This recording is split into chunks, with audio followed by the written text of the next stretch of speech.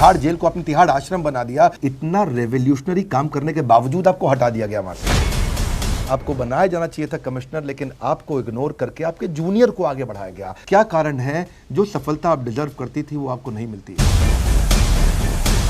आपका बच्चा बीमार था लेकिन आपको लीव का अप्रूवल नहीं मिला। रूल ऑफ लॉ वीक हो गए, या आप किसको इंडिकेट करना चाहती थी? आपने किसकी तरफ इशारा किया? क्या कारण लगता है कि दुनिया में तो सम्मान मिला लेकिन अपने देश में उस सम्मान की कमी रह गई? दिल्ली की पॉलिटिक्स में आपका सिक्का नहीं चल पाया। इस पॉलिटिकल फेलियर का क्या कारण लगता है? आपको क्या लगता है, क्या कमी रही? 2016 में आपको लेफ्टिनेंट गवर्नर की पोस्टिंग हुई और यहां पे आप आई, क्यों आपकी वहां के चीफ मिनिस्टर से भी नहीं बन पाई? नमस्कार, मैं Vivek Bindra, founder and CEO बड़ाबिजनेस.com। कहते हैं कि महिलाएं समाज की वास्तविक वास्तुकार होती हैं। Women are the real architect of society, और ऐसी ही एक वास्तुकार आर्किटेक्ट हमारे साथ जुड़ी हुई हैं आज। डॉक्टर किरण बेदी हमारे साथ जुड़े रहिएगा। सैकड़ों वीडियो की लर्निंग एक ही वीडियो में मिलेगी। डॉक्टर किरण बेदी कौन है? Tennis champion, brilliant student, lecturer, outstanding police officer, देश की पहली महिला आईपीएस ऑफिसर। आईपीएस ऑफिसर होना गौरव और सम्मान की बात है। महिला आईपीएस ऑफिसर, ओहो, वो भी 80 पुरुषों के बीच में। किरण बेदी का नाम आते ही रफ एंड टफ इमेज सामने आती है। बस यही सोचकर मुश्किलों से लड़ते आया हूं कि धूप चाहे कितनी भी तेज हो, समुद्र सूखा नहीं करते। फ्लैशबैक में चलते हैं आपकी अचीवमेंट और चैलेंजेस। 1975 में चाणक्यपुरी के सब डिवीजन में पहली आपकी पोस्टिंग हुई। डॉक्टर किरण बेदी, प्रोटेस्टर एक, निरंकारियों और अकालियों के बीच में जो लड़ाई हुई थी उसमें प्रोटेस्टर तलवार लेके आपके पीछे आया था और आपने बड़ी निडरता से उसका सामना किया, सिचुएशन भी कंट्रोल करी। मेल शॉविनिस्ट सोसाइटी 1970s में आप वो करती थी जो उस समय कोई महिला सोच नहीं सकती थी। 1970s की बात है ये। तब आपने वो बहादुरी की मिसाल कायम करी थी। क्यों? 200 साल पुराना गैर कानूनी शराब के धंधे को आपने खत्म कर दिया, चौपट कर दिया। इलिसिट लेकर के ट्रेड को आपने रोका। क्राइम रेट रोकने के लिए दिल्ली में आपने beat box, complaint box, unique initiative लिए। मैं आपका बड़ा फैन हूं डॉक्टर किरण बेदी, और मेरा आपके साथ एक विशेष संबंध है। पहले भी आपने, मैं अब तो पिछले कोविड के बाद 3 वर्ल्ड रिकॉर्ड हम बना चुके हैं, उससे पहले लेकिन जो हमारा पहला वर्ल्ड रिकॉर्ड था, अब तक टोटल 4 बनाए हैं। पहला वर्ल्ड रिकॉर्ड में आप हमारे साथ बैठी थी, इवेंट में आई थी, बहुत अच्छा लगा था। आज परिस्थितियां कुछ अलग है। महिलाओं के लिए चुनौतियों की कोई कमी नहीं है। कहते हैं कि साहस का अर्थ ये नहीं होता कि आप डरते नहीं है, साहस का अर्थ ये होता है कि डर की वजह से आप रुकते नहीं है। बहुत सारी विमेन एंटरप्रेन्योर आज हमारे प्लेटफॉर्म पर जुड़ी हैं। डॉक्टर किरण बेदी, मेरा आपसे प्रश्न है कि दिल्ली में आपकी पोस्टिंग के दौरान क्राइम को रोकने के लिए आपने कई इनिशिएटिव लिए। एशियन गेम्स जब हुए थे 1982 में, उन दिनों बहुत ट्रैफिक जैम लगा करता था, और ट्रैफिक को अगर गलत जगह गाड़ी पाके उसके लिए आप क्रेन बुलवा लेते थे। और आपने प्राइम मिनिस्टर ऑफिस की भी गाड़ी उठवा ली थी, वो एम्बेसडर गाड़ी यूसुफजाई मार्केट में कनॉट प्लेस के सामने से। इसके लिए आपका नाम पड़ गया था किरण बेदी। आपके एडमिनिस्ट्रेटिव स्किल्स अच्छे थे। आपने बोला लॉ इज फॉर एवरीवन, एक रूल बना दिया, भाई law is for everyone, law सबके लिए एप्लीकेबल है। पर मेरा आपसे प्रश्न है, ऐसा अभी कहीं लॉ इज फॉर एवरीवन दिख नहीं रहा है। पॉलिटिकल प्रेशर के चलते बड़े बड़े नेताओं की फाइलें इस समय धूल चाट रही हैं। आपने कहा तो था लॉ इज फॉर एवरीवन, लेकिन कहीं दिखाई नहीं पड़ रहा है कि लॉ इज फॉर एवरीवन, ये कॉन्सेप्ट फेल होता हुआ दिखाई पड़ रहा है। क्या विचार है आपका इस विषय में? That's true. इस वक्त रूल ऑफ लॉ नहीं है हमारे देश में। Rule of law on paper है, rule of law in books है, नॉट इन इम्प्लीमेंटेशन। एक्सेप्शंस हैं जरूर, कहीं ऑफिसर्स भी एक्सेप्शंस हैं कई जगह, और कई मंत्री भी एक्सेप्शन है, लेकिन रूल नहीं है। क्या सुझाव है आपका क्या सुझाव है, क्या किया जाना चाहिए? 2 तरफ से it's a double. Number 1, political character change हो, वो नहीं होने वाला, वो आसानी से नहीं होने वाला, क्योंकि उन पर आपका कोई कंट्रोल नहीं है। कौन इलेक्ट किसको करता है वो पब्लिक के हाथ में है। तो इसलिए पब्लिक का उन पर कोई, you only have one choice, कि अगर आपको वो नहीं व्यक्ति पसंद तो आप ना वोट करने जाएं, लेकिन वोट करें not the above, any one of the above, NOTA लगाएं। लेकिन नोटा में आप मेजॉरिटी भी अगर नोटा हो जाएगी तो भी वो इलेक्ट हो जाएगी, क्योंकि कानून उनको फिर भी इलेक्ट करेगा, चाहे थोड़े वोटों में ही हो। सिर्फ पब्लिक परसेप्शन खराब हो जाएगी। तो उनके ऊपर आपका कोई, पॉलिटिकल क्लासेस में एक्सेप्शंस हैं जो रूल ऑफ लॉ को पसंद करते हैं, मेजॉरिटी नहीं करती। इसकी वजह से सारी पुलिस डिपार्टमेंट पे वो हावी हो जाती है, और वो कितना फाइट बैक करेगी, कितनी बारी फाइट बैक करेगी। उसका एक ही चॉइस है, हर डीजीपी जो आए वो कहने को तैयार हो कि मैं तो रूल ऑफ लॉ ही करूंगा, नहीं और या करूंगी, नहीं तो जाऊं, कोई बात नहीं। क्योंकि ट्रांसफर्स उनके हाथ में, पोस्टिंग्स पॉलिटिशियंस अपने हाथ में रखते हैं। सो पॉलिटिकल डर से, ट्रांसफर के डर से, प्रमोशन के डर से, बहुत सारी प्रिविलेजेस के डर से कई बारी वो फिर कॉम्प्रोमाइज करते हैं। कॉम्प्रोमाइज फिर नहीं चलता, लेकिन उसका आंसर यही है कि आपको अपनी कल की बेफिक्री नहीं करनी। सो अगर आप अपने लिए इनसिक्योर हैं और उसके कहीं भी मूव करने को तैयार हैं, you are ready to move, that's all. ठीक कहा डॉक्टर बेदी आपने कि कल की बेफिक्री नहीं करनी है, और अगर कहीं भेज भी दिया तो चले जाओ। आपको भी भेज दिया, आपका गोवा में ट्रांसफर हो गया था, आपके वो बोल्ड इनिशिएटिव लेना और इसके कहीं पॉलिटिकल रिपरकशंस हुए, और आपको पॉलिटिशियंस आपके स्टाइल को पसंद नहीं करते थे। डीसीपी ट्रैफिक होने के नाते आपने डायरेक्टर ऑफ सीबीआई और अपनी सिस्टर इन लॉ और जैसे कई रिच और इन्फ्लुएंशियल लोगों को भी नहीं छोड़ा। आपके खिलाफ एक लॉबी खड़ी हो गई थी। आपका तरीका अलग था। आप कहते हो कोई ट्रैफिक का नियम तोड़े तो उसको फाइन करने की जगह ट्रेनिंग देना शुरू कर दो। मैं तो खुद ट्रेनिंग इंडस्ट्री से हूं, बड़ा अच्छा लगा मुझे कि कोई अगर नियम तोड़े तो आप उसको ट्रेनिंग देते हैं कि भाई दोबारा ना करिए ऐसा, जड़ से खत्म करने का आपने कोशिश किया। रफ एंड टफ ऑफिसर होने के पीछे जो आपके अंदर मां थी, आपका बच्चा बीमार था, आपको गोवा में ट्रांसफर मिला, 7 साल की आपकी बेटी बीमार थी, लेकिन आपको लीव का अप्रूवल नहीं मिला, और लीव अप्रूवल ना मिलने के बावजूद आप दिल्ली आ गए। उसका नतीजा अच्छा नहीं रहा, आपको 6 महीने कोई नया असाइनमेंट नहीं मिला। एक ईमानदार अफसर टिकेगा कैसे, एक ईमानदार अफसर आगे बढ़ेगा कैसे, मेरा ये प्रश्न है आपसे। जब आप मुझे लीडरशिप पे पूछोगे ना, तो अगर आपके पीछे कोई स्ट्रॉन्ग बैकबोन आपको चाहिए, ऐसे ऑफिसर को जो कि इस सिस्टम्स को टेक ऑन करे और कॉम्प्रोमाइज ना करे, उसको फैमिली सपोर्ट चाहिए मोर देन एनीथिंग एल्स। उसके पीछे अगर उसकी फैमिली का हाथ है तो वो किसी चीज से नहीं घबरा सकता। और एक वर्किंग पार्टनर चाहिए। एक ही तनख्वाह पर काम नहीं जाना, you need to have a second income in this service. अगर आपके पास एक स्टैंड बाय इनकम है और आपको अपनी छत है, तो आपको किसी से भी घबराने की जरूरत नहीं। डॉक्टर किरण बेदी, आपके ऊपर एक मूवी भी बनाई गई, अवार्ड विनिंग मूवी अंग्रेजी में, यस मैडम सर। आपकी पोस्टिंग जहां जहां हुई, आपने कीर्तिमान स्थापित की है। आपने नशे के ऊपर भी काम किया, नारकोटिक कंट्रोल में 1998 में 125 किलो हेरोइन आपने उसको डिस्ट्रॉय किया था कहीं 45 गांव के अंदर। इसके अलावा जब आप स्पेशल सीपी ट्रेनिंग थी तो आपने ट्रेनिंग कॉलेज को टेक्नोलॉजी सेवी बना दिया, टेक सेवी बना दिया था। आपने बहुत उसमें उसको फुल्ली इक्विप्ड कर दिया, वाइब्रेंट बना दिया। रिड्रेसल, ग्रीवांस रिड्रेसल सिस्टम बनाए, पब्लिक रिड्रेसल यूनिट सिस्टम बनाए। दुनिया में आपकी वाहवाही हुई, इंटरनेशनल अवार्ड्स मिले, यूएन में मेडल मिला, सब कुछ हुआ। पूरी दुनिया में आपको इतना सम्मान मिला, अपने देश में आपको सम्मान नहीं मिला। आपके ऊपर बॉलीवुड में मैरी कॉम जैसी मूवी बननी चाहिए थी, वो क्यों नहीं बनी? क्या कारण लगता है कि दुनिया में तो सम्मान मिला लेकिन अपने देश में उस सम्मान की कमी रह गई? वो अपने डिपार्टमेंट की, आप घर की मुर्गी दाल बराबर हैं, ये कहावत गलत नहीं है। मैं उनके लिए दाल थी, बाहर के लिए मुर्गी थी। सो बाहर से इनाम जरूर आए, अंदर से जब मुझे मैग्सेसे अवार्ड मिला, दिल्ली पुलिस को के सीनियर्स को बड़ी मुश्किल हुई उन दिनों में कि इसको रिकॉग्नाइज कैसे करें। बहुत मुश्किल से इकट्ठा करा और बड़े दबे दबे शब्दों में। और आपको और भी हैरानी होगी सुन के, दिल्ली पुलिस की एक हिस्ट्री बुक बनी हुई है, पिक्चर बुक, उसमें आप जाके देखो, मेरा जिक्र भी नहीं है। दिल्ली पुलिस की हिस्ट्री बुक बनी है, पिक्चर बुक। जिस ऑफिसर ने बनाई, मैं उसका नाम नहीं दूंगी आपको, लेकिन there is no mention of a person called Kiran Bedi in the Delhi police history book. Kiran ji, आपका और कंट्रोवर्सीज का चोली दामन का साथ रहा है। थोड़ा मैं अब आपके पॉलिटिकल करियर पे जाऊंगा। आपने पुलिस सर्विस में जो अचीवमेंट किया उससे आपकी ब्रांड वैल्यू तो बढ़ी, लेकिन आप उसको पॉलिटिकली लेवरेज नहीं कर पाए। राजनीति में आपको उसका कोई फायदा नहीं मिला। 2011 में आप अन्ना हजारे के लोकपाल मूवमेंट में जुड़े, आपने उसको लीड किया, पर उसके बाद भी बोला गया कि you are an epitome of communalism and arrogance. कई आपके ऊपर ऐसे इल्जाम लगाए गए। 2015 में बीजेपी ने आपको सीएम कैंडिडेट उतार दिया। आप अरविंद केजरीवाल जी के अगेंस्ट आए, उनके खिलाफ लीडरशिप स्किल होने के बावजूद दिल्ली की पॉलिटिक्स में आपका सिक्का नहीं चल पाया। इसको लेके बड़ी सारी कंट्रोवर्सीज हैं कि आप आम आदमी के साथ कनेक्ट नहीं बना पाई, या बीजेपी के अंदर के लोगों ने आपका सहयोग नहीं किया, या आपकी हेलीकॉप्टर लैंडिंग हो गई, आप अचानक बाहर से आ गई। इस पॉलिटिकल फेलियर का क्या कारण लगता है आपको? क्या लगता है क्या कमी रही, और आप किसको इंडिकेट करना चाहेंगी, किसकी और कहाँ क्या गलती रह गई? देखो, पॉलिटिक्स मेरी नेचर ही नहीं है। पॉलिटिक्स बहुत ट्रांजैक्शनल है। हर पॉलिटिक्स, क्योंकि उसकी वो नीड है। देखो, पॉलिटिकल नीड कुछ और है, एडमिनिस्ट्रेटिव नीड कुछ और है। पॉलिटिकल नीड है, मैंने आपके लिए दिया ना, आप मुझे वोट देंगे 5 साल बाद। एडमिनिस्ट्रेटिव ये है, मैंने आपके लिए काम किया, ये तो मेरी जिम्मेवारी है, इसलिए आप तो मुझे धन्यवाद भी मत करो।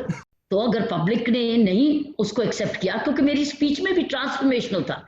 आपको याद होगा दिल्ली में उस वक्त कहा जा रहा था, पूछ रहे थे, अच्छा मैडम क्या जब अगर आप इलेक्ट होगी तो दिल्ली को स्टेटहुड दिलाएंगी? मैंने बोला नहीं, नहीं दिलाऊंगी, चाहे उसके वोट चले जाए।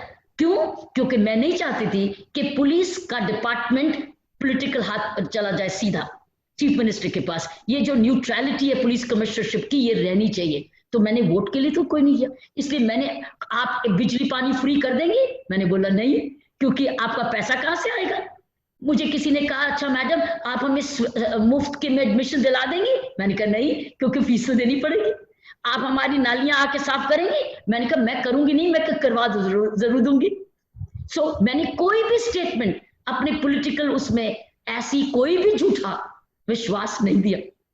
तो मैं पॉलिटिकल हुई नहीं। पॉलिटिकल कल्चर ट्रांजैक्शनल है, बिजनेस है।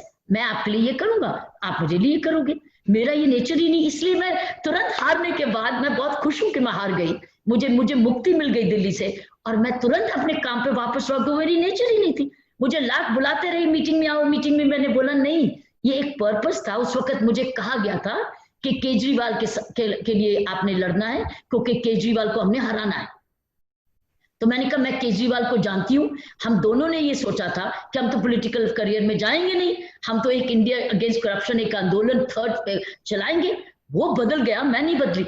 लेकिन उस वक्त ये कहा गया कि अगर तुम इस व्यक्ति को चाहते हो कि ना आए दिल्ली में, तो फिर तुमको अपना दाव लगाना पड़ेगा। तो मेरे पास कुर्बानी की मुझे से इन्वोकेशन मांगी गई कि अगर दिल्ली पसंद है ना तो दिल्ली के लिए लड़ो। तो दिल्ली ने मुझे पसंद ही नहीं किया और मुझे मुक्त कर दिया। मैं दिल्ली का बड़ा धन्यवाद करती हूँ कि मुझे उन्होंने मुक्त कर दिया, क्योंकि मैं इसके लिए फिट ही नहीं थी, मैं ट्रांजैक्शन के लिए नहीं थी। मैं आती तो ट्रांसफॉर्मेशन करती। और जिन सीनियर पॉलिटिशियन ने मुझे मनवाया कि हाँ प्लीज लड़ो, मैंने उनको ये कह दिया था कि अगर मैं जीती तो मैं प्रशासन करूंगी, आपने स्टेट मैनेजमेंट आपने करने तो, और नंबर 2 कोई पैसा नहीं लगाऊंगी, मेरे पास पैसा नहीं है। बोले ना तू पैसा लगाएगी, ना तू पैसा इकट्ठा करेगी, ना तू मैनेजमेंट करे, तू प्रशासन करना। This was my understanding, which means through the political route अगर मैं जीतती तो मैंने प्रशासन ही करना था, मैंने पॉलिटिकिंग नहीं करनी थी। Politicking would have been left to the political people. So it's very very clear. इसीलिए जब मैं हार गई मुझे मुक्ति मिली। जी जी, ट्रांजैक्शनल है, ट्रांजैक्शनल है, ट्रांजैक्शन। आपने 2-3 बार ये बात की, मैं समझ सकता हूँ। पॉलिटिकल करियर में डिप्लोमेटिक होना बहुत जरूरी है और आप बड़ी स्पष्टवादी हैं। थोड़ा तिहाड़ की तरफ चलते हैं। 1992 में आपको तिहाड़ जेल की पोस्टिंग दी गई। वो समय था जब कोई तिहाड़ नहीं जाना चाहता था। 9 महीने से वहां पोस्ट खाली थी और आपको वहां भेजा गया। आप पहली महिला थी जो 10,000 कैदी, जो पुरुष कैदी थे, उनको देखने के लिए आप एक पहली महिला वहां पहुंची थी। आपको रेमन मैग्सेसे अवार्ड भी दिया गया बाद में तिहाड़ को रिफॉर्म करने के लिए। तिहाड़ जेल को आपने तिहाड़ आश्रम बना दिया, जड़ों पे काम किया आपने, अनपढ़ को पढ़ना सिखाया वहां पे आपने, उसमें ओपन स्कूल सिस्टम बना दिया, प्रिजन का bulletin, panchayat system, mobile petition box, mobile canteen, आपने computerised inquiry, sports programme, Vipassana रे मेडिटेशन सेंटर विपासना करा दिया, सेमिनार, ट्रेनिंग, वोकेशनल ट्रेनिंग, बहुत कुछ आपने किया। लेकिन बात यह है कि इतना रेवोल्यूशनरी काम करने के बावजूद आपको हटा दिया गया वहां से। और क्यों हटाया गया? क्योंकि आपके ऊपर इल्जाम लगा कि आपने कुख्यात अपराधी चार्ल्स शोभराज को भागने में मदद करी। कहीं दूसरे कंट्रोवर्सी में भी आपका नाम आया। हालांकि खुशवंत सिंह जी बोले थे कि ये छोटी मानसिकता के लोग जीत गए आपके सामने जो एक गट्सी महिला है। A victory of handful of small-minded, envious people over a gutsy woman. आपको क्या लगता है, आपने कहीं मेल बॉसेस की ईगो को हर्ट कर दिया था? आपको क्या लगता है, आपको सहयोग नहीं दिया गया? आपको जो सफलता मिलनी चाहिए थी वो नहीं मिली? खुशवंत सिंह जी ने आपको जवाब तो दे दिया। स्मॉल माइंडेड पीपल जब उनको कुछ और नहीं मिले तो एक ही तो चीज कर सकते हैं, वो है झूठ। जब उनको कुछ भी नहीं मिले तो क्या बोलेंगे? झूठ, झूठ बोलेंगे। और ये आज से नहीं मैंने देखा, ये सारा हमेशा यही हुआ। जब मेरी जिंदगी में एक प्रोफेशनल लाइफ में उनको कुछ सच नहीं मिला तो सिर्फ झूठ। और यहां पर भी हुआ है, पौंडीचेरी में इधर भी हुआ। जब हमने एडमिनिस्ट्रेटिवली राजनिवास में 100% सही डिसीजंस लिए according to rules and regulations, बार बार कई यहाँ मंत्री लोग झूठ बोलते हैं रोज मीडिया को, तो मैंने फाइनली 2 दिन हुए कहा कि इन लोगों को जिनको झूठ बोलने की आदत है उनको क्लिनिकल साइकोलॉजिस्ट को अपने आप को विजिट करना चाहिए। धन्यवाद। लेकिन किरण बेदी जी, अगला प्रश्न थोड़ा कड़वा होने वाला है। आप लॉबी की फेवरेट नहीं थी, ये तो मैंने बोला। आपका style of working political arena में कोई पसंद नहीं करता था, बात ठीक है। 2007 में ये कुछ अजीब सा लगा मुझे कि आपने दिल्ली पुलिस कमिश्नर की पोस्ट के लिए अप्लाई किया। आपकी अचीवमेंट्स को इग्नोर करके आपके जूनियर युद्धवीर सिंह डडवाल जी को पुलिस कमिश्नर बना दिया गया। आपकी rough and tough image, no nonsense attitude, controversies से भरा सर्विस रिकॉर्ड रहा। लेकिन आप क्वालिफाइड थी, आपको बनाया जाना चाहिए था कमिश्नर, लेकिन आपको इग्नोर करके आपके जूनियर को आगे बढ़ाया गया। आपने 2007 में फिर वॉलंटरी रिटायरमेंट ले लिया। आपके कमिश्नर ना बनने के क्या वजह थी? क्या लगता है आपको कि आपके जूनियर्स को आगे बढ़ा दिया गया और आपको हमेशा इग्नोर किया गया? क्या कारण है जो सफलता आप डिजर्व करती थी वो आपको नहीं मिलती है? मुझे पुलिस कमिश्नर नहीं बनाया गया, उसका बड़ा सिंपल कारण था। 2.5 साल मेरी 5 साल आउटस्टैंडिंग, मेरी रिक्वायरमेंट थी आउटस्टैंडिंग रिपोर्ट्स, नहीं तो मुझे डायरेक्टर जनरल ऑफ पुलिस भी नहीं बनाते, तो मैं डीजीपी बन गई। दैट मीन्स मेरे मेरिट पे आ गई, सीनियरिटी भी थी, 2.5 साल मेरे पास थे। लेकिन जो लोग उस वक्त निर्णय वाले बैठे थे, जहां के एक होम सेक्रेटरी थे और वो बहुत इन्फ्लुएंशियल थे और डडवाल के बड़े जबरदस्त दोस्त थे, उनके फ्रेंड थे, वो मेरे फ्रेंड नहीं थे, उनके फ्रेंड थे, तो वहां फ्रेंडशिप चली। उसके फ्रेंडशिप के आपको मालूम है कई कारण होते हैं, कई तरीके की फ्रेंडशिप्स होती हैं। मेरी फ्रेंड नहीं थे, मैं सिर्फ उनको जानती थी। तो वो फ्रेंडशिप पास हो गई ना। मैं प्रोफेशनल रिलेशनशिप जरूर है, क्योंकि वो मेरे होम सेक्रेटरी, मैं उनकी जूनियर थी, क्योंकि मेरी रैंक तो होम सेक्रेटरी नहीं थी, निर्णय उनके हाथ में थे, इसलिए उन्होंने अपने दोस्त को चुना, क्योंकि वो दोस्त के साथ दोस्ती से काम कर सकते थे।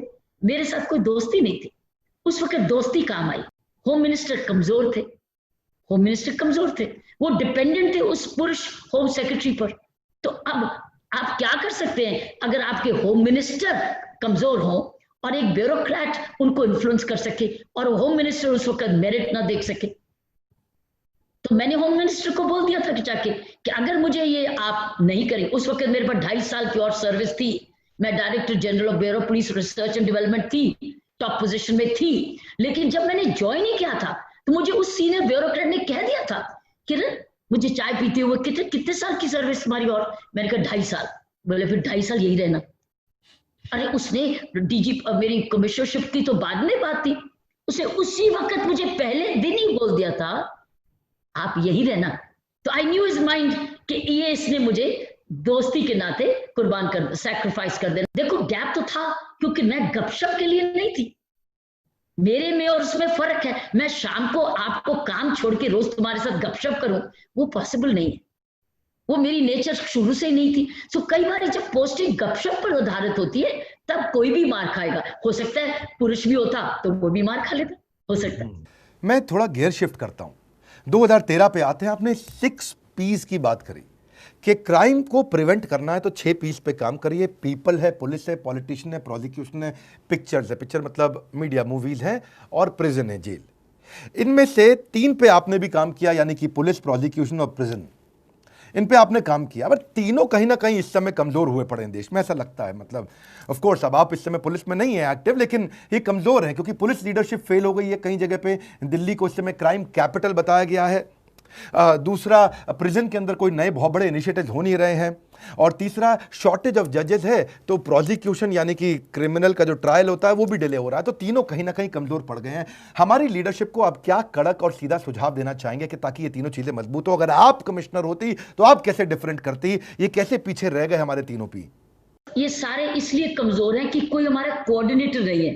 अगर आपने देखा 6P के चार्ट में मैंने कोऑर्डिनेटर रखा था, हब, ये हब एंड स्पोक का सिस्टम था। मैंने कहा था जैसे एक व्हील होता है, उस व्हील में जो हब होता है वो सारे स्पोक्स के साइकिल के उनको इकट्ठा करता है। हमारे पास इकट्ठा करने वाला कोई नहीं है। इकट्ठे करने वाले 2-3 लोग होते हैं, एक जो सारे सिस्टम को प्रोसिक्यूशन, प्रिजन और पुलिस को इकट्ठा करने वाला होम सेक्रेटरी होता है। चीफ सेक्रेटरी होता है, होम मिनिस्टर होता है, ये तीन बड़े इंपॉर्टेंट, डीजीपी होता है, लेकिन डीजीपी एक भी है, एक पुलिस। प्रोसिक्यूशन जो होता है वो home minister, normally home secretary के अधीन होता है। सो पुलिस, प्रोसिक्यूशन और प्रिजन भी होम सेक्रेटरी के अधीन होता है। तो क्या होम सेक्रेटरी हब नहीं बनता? अनफॉर्चुनेटली प्रॉब्लम यहां ये, हमारे सिस्टम में कोई इकट्ठा नहीं करता, कोई जोड़ता नहीं, हमें बिखारता है, मिलता नहीं, मिलवाता नहीं, तुड़वाता है, एक दूसरे के ऊपर पेपरबाजी करता है, इकट्ठा नहीं करता। जिस दिन ये पीस मिलने लगे, खासकर चीफ सेक्रेटरी, वो तो सबके ऊपर है। चीफ सेक्रेटरी रिलीजियसली हर महीने मीटिंग करे इस हब की, ये 5 पीस की, 6 पीस की, अगर वो रेगुलरली रिलीजियसली हर मंथ मीटिंग करे और एक दूसरे को सुने, आधा क्राइम इसी से गिर जाएगा। वैसे आपको देख के लगता है कि आपने ब्यूरोक्रेट होने के साथ साथ, आईपीएस ऑफिसर होने के साथ साथ मैनेजमेंट की पढ़ाई भी करी है। पीछे मैं कहीं देख रहा था कि पुलिस हेडक्वार्टर्स के सामने नारे लगाए जा रहे थे, किरण बेदी लाओ, दिल्ली पुलिस बचाओ।